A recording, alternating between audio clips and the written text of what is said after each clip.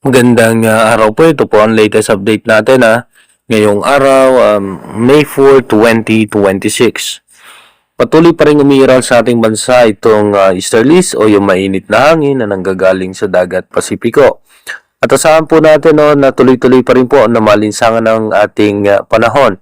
Diba yung pag-iingat nga po sa ating mga kababayan, lalong-lalo na nga po pagdating ng alas 12 ng tanghali hanggang alas 3 ng tanghali dahil ng hapon, dahil ayan po yung peak ng ating pinaka mas mainit na heat index.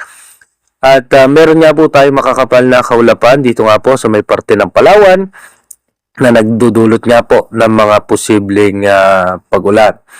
At meron naman po tayong cloud cluster na nasa ating Philippine Area of Responsibility at within next to 24 to 36 hours hanggang 48 hours, ito po ay posible maging low pressure area pero mababa naman ang tsansa na maging isang ganap na bagyo.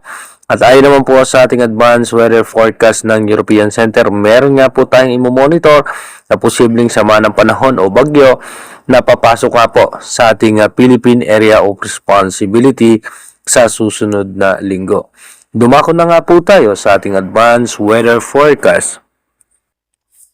Ito nga po sa ating advanced weather forecast. So expected na nga po natin by tomorrow, May 5, saan nga po natin yung ating heat index ay ganun pa rin. At pagdating nga po ng alas 11 ng gabi bukas, saan nga po natin yung ating cloud cluster ay ito po ay bahagyang didikit na sa parte ng Mindanao. At pagdating naman po ng May 6, so expected natin magigitong low pressure area at mapapansin naman po natin yung isang sama ng panahon na nasa labas pa ng ating Philippine Area of Responsibility nasa parting Guam.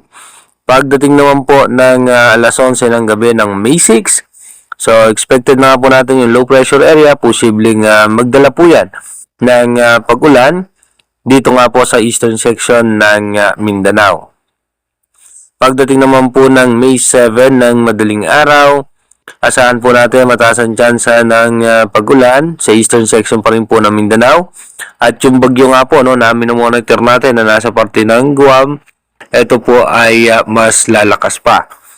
Pagdating naman po ng alas 11 ng gabi ng May 7, so expected na nga po natin na yung low pressure area, posible po yung malusaw na rin po kaagad. Pero asahan pa rin po natin may mga biglaang pagbuhos pa rin po ng pag-ulan sa ilang bahagi ng Eastern Visayas at ng Mindanao.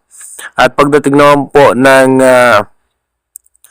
May 8 ng madaling araw, kung mapapansin nga natin, medyo mabagal nga yung pagkilos nitong bagyo na nasa labas ng ating Philippine Area of Responsibility at yung kumpulan naman ng kaulapan na nasa parte naman na po ng western section niya po ng Mindanao at ng Visayas, posibleng magdulot po yan ng mga mahihina at katamtamang pag-ulan lamang. Pagdating naman po ng alas 11 ng gabi ng May 8, mas lalakas pa nga itong bagyo na nasa labas pa rin po yan ng ating bansa. At pagdating naman po ng May 9, so expected na nga po natin na ito po ay paangat. Pagdating naman po ng alas 11 ng gabi ng May 9, possible nga po ito po pumasok na ng ating Philippine Area of Responsibility bilang isang bagyo. Kaya ba yung pag-iingat at paghahanda nga po sa ating mga kababayan, pero as of now nga po kung nakikita natin, mataas ang posibilidad nito na magiging paangat yung kanyang direction or possible nga po habang lumalapit dito sa ating bansa, ito po ay posibleng malusaw. Sa ngayon nga po, ito pa lamang yung ating pinaka-latest update dito nga po sa posibleng sama ng panahon o bagyo na papasok sa ating bansa. Inuulit ko po, yung ating advanced weather forecast is possible scenario pa lamang po yan. Malaki pa rin ang tsansa na magbago po lahat yan. Kaya manatili tayong tumutok sa ating advanced weather forecast para malaman natin yung mga posibleng sama ng panahon na makaka-apekto sa ating bansa. Mag-iingat po tayo palagi. God bless po sa ating lahat.